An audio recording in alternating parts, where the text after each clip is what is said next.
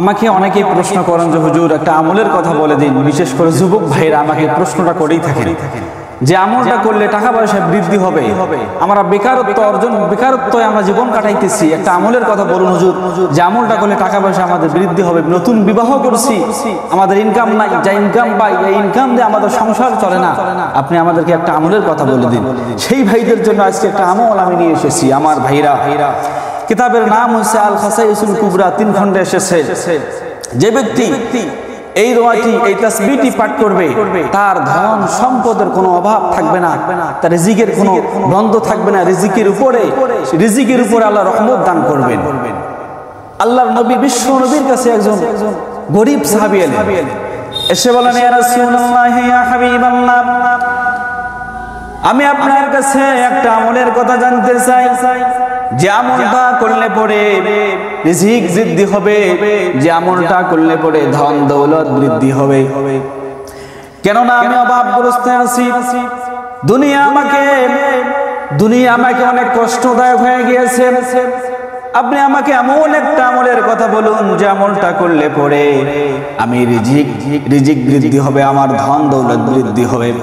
আল্লাহর নবী, বিশ্ব নবী রাখতে বলেন, সাহাবী, তুমি কি এই দোয়া কখনো শুনুনি? সুবহানাল্লাহি ওয়া বিহামদিহি সুবহানাল্লাহিল আযীম আস্তাগফিরুল্লাহ, সুবহানাল্লাহি ওয়া বিহামদিহি সুবহানাল্লাহিল আযীম আস্তাগফিরুল্লাহ। এই দোয়াটা তুমি সকাল এবং সন্ধ্যায় আমল করো, তোমার রিজিকের কোনো অভাব হবে না। এই গরিব সাহাবী চলে গেলেন বাসায় গিয়ে 1 সপ্তাহ সকালে 100 বার, সন্ধ্যায় 100 বার এই আমলটা করেছেন। এই গরিব সাহাবী নিজের চোখে দেখলেন 1 সপ্তাহ পরে তার রিজিক এত বেশি আসা শুরু হয়ে গেল, তার রিজিক এত বেশি বৃদ্ধি হয়ে গেল। এই গরিব সাহাবী আল্লাহর নবীর কাছে এসে বলেন, ইয়া রাসূলুল্লাহ, ইয়া হাবিবাল্লাহ, যে আমলটার কথা আপনি বলে দিয়েছেন, সেই আমলটা করার পরে এত বেশি রিজিক বৃদ্ধি হয়েছে, আমি বন্টন করে শেষ করতে পারি না। বলেন সুবহানাল্লাহ।